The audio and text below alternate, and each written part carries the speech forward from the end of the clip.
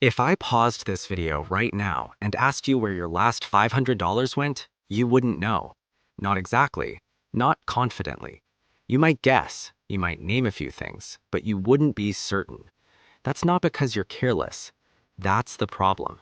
And until you fix that, no raise will ever feel like enough. Lee here. And if you make money but still feel stressed about it, you're not failing. You're just using a system that was never designed to work for a real human being. This video replaces it. Let me start with something uncomfortable. Most people don't actually run out of money. They lose track of it. And when money becomes unclear, it becomes stressful. That stress doesn't arrive all at once. It builds quietly. You hesitate before opening your bank app. You check your balance more often than you admit. You feel relief on payday and anxiety again a week later. That emotional loop is not random. It's predictable. And it's happening because your money is moving without a clear structure. Here's why this matters. According to the Federal Reserve's Survey of Household Economics, 37% of adults in the US say they would struggle to cover a $400 emergency expense with cash. That includes people with steady jobs. That includes people with degrees. That includes people who, on paper, should be fine. So if you feel behind, anxious, or on edge with money, this isn't a personal failure. It's structural. Before we build a budget, we need to destroy a few lies. Because budgeting usually doesn't fail because people don't try. It fails because the advice they follow ignores how people actually behave. Most budgeting advice assumes three things: perfect discipline, perfect memory, perfect consistency. Real life doesn't work like that. Real life is noisy, messy, emotion-driven. And money reacts to emotion faster than it reacts to logic. If your budget doesn't account for that, it will collapse. Why budgeting usually fails, and why that's not your fault. Let's walk through the most common scenario. Someone realizes they need to get better with money. They download a budgeting app, they connect their accounts, they feel productive. For the first week or two, everything feels great. They track spending, they categorize transactions, they feel responsible. Then life shows up. Work gets busy, they forget to log a purchase, the app sends reminders. Tracking starts to feel like homework. And because the system depends on constant attention, it breaks. Not because the person failed, because the system required perfection. Most budgets fail because they rely on willpower. Willpower fades. You cannot build financial stability on something that disappears when you're tired. We are not building a system that requires daily motivation. We are building a system that works even when you don't feel like thinking about money at all. The real problem no one explains. Most people think their problem is spending too much. It usually isn't. The real problem is uncoordinated money. Money comes in at one time, bills leave at another. Spending fills the gaps. That mismatch creates stress even when the math technically works. Until you fix that, budgeting feels pointless. Step 1. Fix the timing before you touch the numbers. This is the most important step in the entire process, and almost nobody does it. Most people think budgeting starts with totals: monthly income, monthly expenses, whatever's left. That sounds logical. It's wrong. Because money does not move monthly, it moves on dates. Ignoring timing is why people feel broke even when they technically earn enough. Let's slow this down and make it real. Imagine you take home $4,200 per month. On paper, that sounds manageable. Now look at your bills. Rent, $1,500 due on the 1st. Credit card minimum, $350 due on the 5th. Utilities and internet, $300 due on the 10th. By the 10th of every month, $2,150 is already gone. Now look at your paydays. Paycheck 1, the 15th. Paycheck 2, the 30th.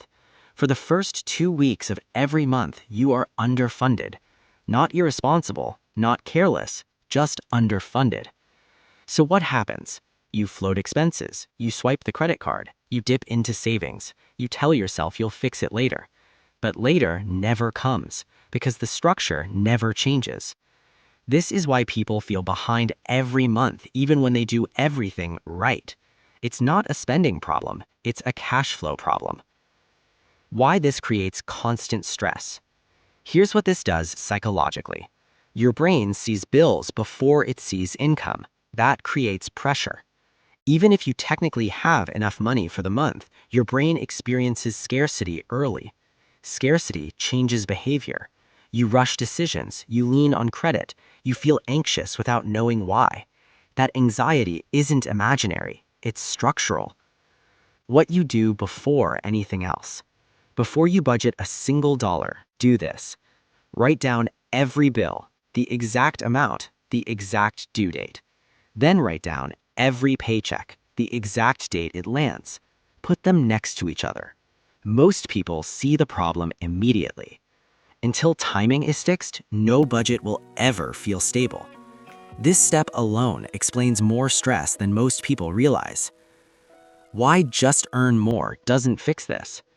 A lot of people assume this problem goes away with a higher income. It doesn't. If timing is broken, more money just means bigger gaps. You earn more, you spend more, the stress stays. Income magnifies structure. It doesn't replace it. Step 2. Stop trusting your memory with your money. Once timing is clear, we move to visibility, and this is where people resist. They say, I already know where my money goes. No, you feel like you do. Human memory is terrible at tracking small, repeated expenses. That's not opinion, that's behavior. According to consumer spending research, households consistently underestimate spending in categories like food away from home, subscriptions, and convenience purchases. Let's make this concrete.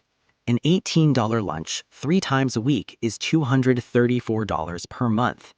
Add $14.99 streaming service and $12.99 app subscription. Now you're at $262 per month. That's over $3,000 per year. And if I asked you where your money goes, you probably wouldn't say lunch and subscriptions. That's the danger. It's not one big purchase, it's dozens of small ones you never feel leaving. The visibility exercise pulls your last 30 to 60 days of bank and credit card statements, not to judge yourself, to remove guessing. Label every transaction as one of 4 things: fixed bills, variable essentials, lifestyle spending, and I didn't realize this added up. Most people find hundreds of dollars they didn't know were disappearing. That moment is uncomfortable. Good. That's clarity. Money you can see stops controlling you. Why this step feels personal but isn't.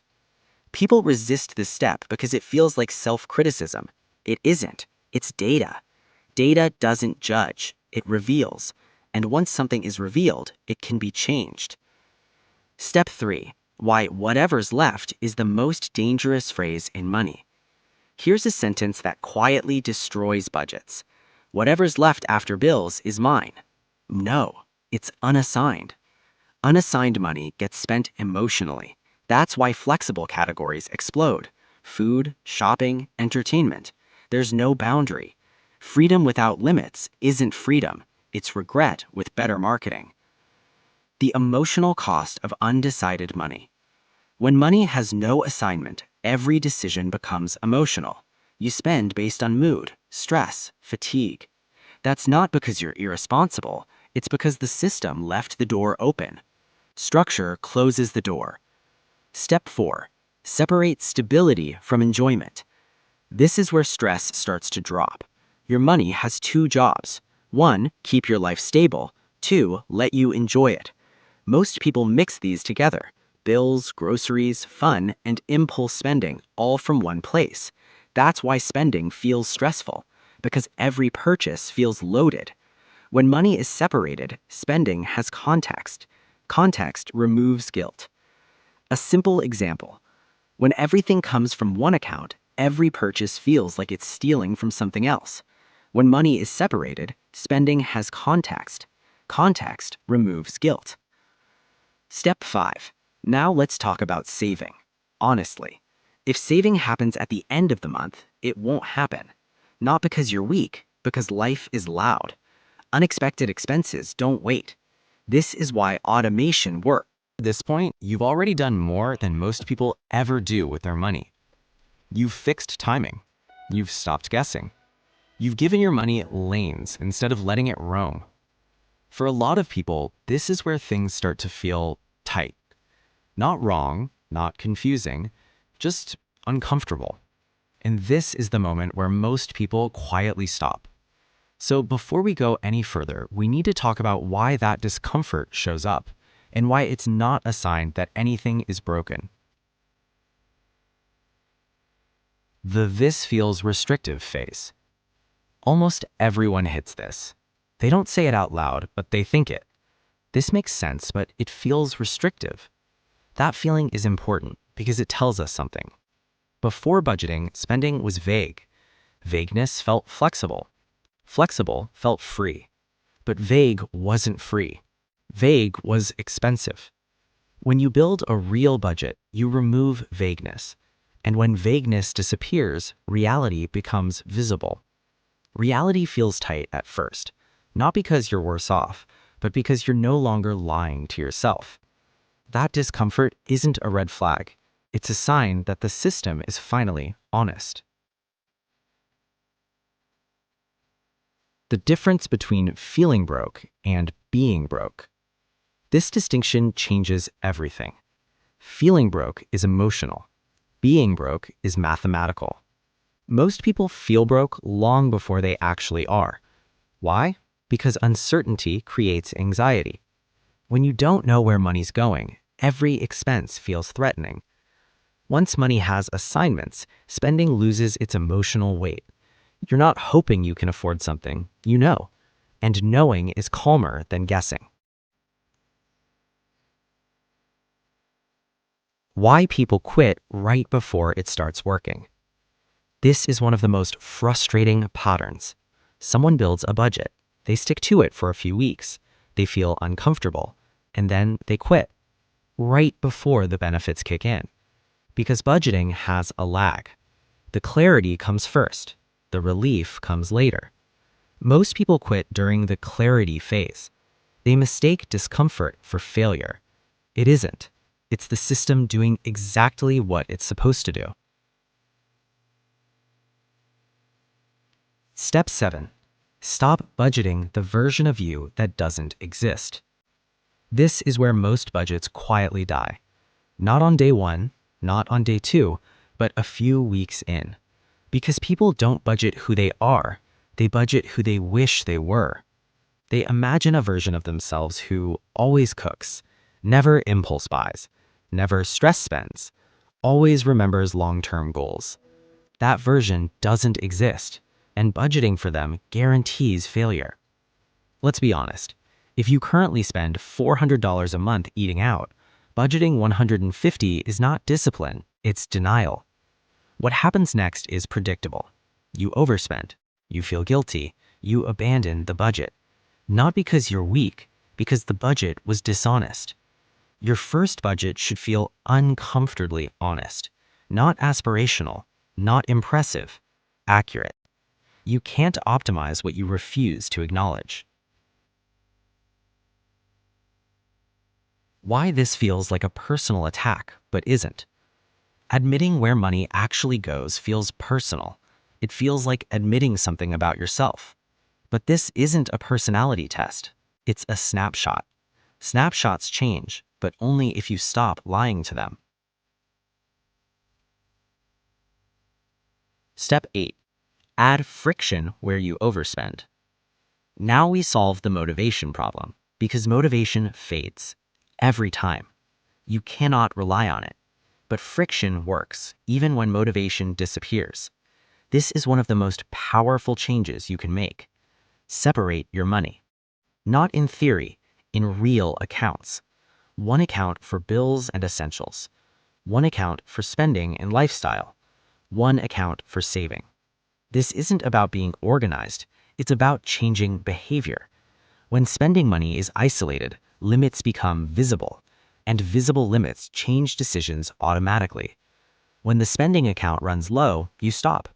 Not because you're disciplined, because the system made the decision for you. No guilt, no speeches, no stress, just friction. Why this works when apps don't. Apps ask you to notice behavior. Systems force behavior to change. That's the difference. Step 9. Weekly feedback prevents monthly damage. Now let's talk about review frequency. Most people do this wrong. They check their budget monthly. That's too late. By the time you notice a problem, the damage is already done. Weekly check-ins change that, and they don't need to be complicated. 5 minutes, once a week. Ask yourself, what went off track? Why did it happen? What needs adjusting next week? That's it. Budgets aren't contracts, they're conversations with reality. Weekly feedback keeps small problems small. Why monthly reviews fail. Monthly reviews feel clean. They're also useless. They show you what already happened. Weekly reviews show you what's about to happen. That difference matters. Step 10. Budget for relief, not responsibility. This is the most important reframe in the entire process. You do not budget to be good with money. You budget to reduce stress, to stop feeling tense when you open your bank app, to stop bracing for surprises, to stop wondering where it went. If your budget doesn't reduce stress, it's broken. Period. This isn't about responsibility. It's about calm. And calm people make better decisions. Why budgeting still feels hard even when you do everything right. This is where people get frustrated. They follow the steps, they track spending, they save, and they still feel tight. Here's why. Budgeting removes chaos. It does not instantly remove obligations. If your lifestyle is already stretched, clarity can feel uncomfortable at first because you're seeing reality clearly for the first time. That discomfort isn't failure, it's awareness, and awareness comes before change. The "I'm still broke" phase. Almost everyone goes through this phase. They say, I'm budgeting, why do I still feel broke? Because budgeting doesn't add money, it removes illusions, and losing illusions can feel like loss, even when it's progress. This phase passes, but only if you don't quit. Why more money usually makes this worse. This is critical. Most people believe a raise will solve everything. It won't. Without a system, more money just means bigger leaks, bigger lifestyle inflation, bigger stress. Income magnifies behavior. It doesn't correct it. That's why people earning 6 figures still live paycheck to paycheck. They never fixed the system. They just fed it more money. The raise illusion. Raises feel relief, temporarily. Then spending adjusts and the stress returns. A system breaks that cycle. What this looks like in real life. Here's what changes when this finally clicks. You stop checking your bank balance emotionally. You stop guessing whether you can afford something. You stop feeling guilty about spending money that was planned. You sleep better, not because you're rich, because you're predictable. Predictability reduces stress faster than income ever will. The real goal of budgeting. The goal isn't control, it's predictability. Predictability creates margin. Margin creates calm. Calm creates better decisions. Better decisions compound. That's how financial stability is built. Quietly, boringly, on purpose. If you ignore this, here's what happens. Let's be honest. If you don't build a system, nothing changes. You earn more, you spend more, the stress stays. You keep wondering where it went. You keep hoping next month feels different. It won't. Hope is not a financial strategy. If you commit to this, here's what changes. You stop reacting. You start directing. You stop feeling behind. You start feeling intentional. Not overnight, but steadily. and steady beats intense. The identity shift. At some point, budgeting stops being something you do. It becomes something you are. You're not trying to be good with money. You're someone who runs a system. Systems don't rely on mood. They just work.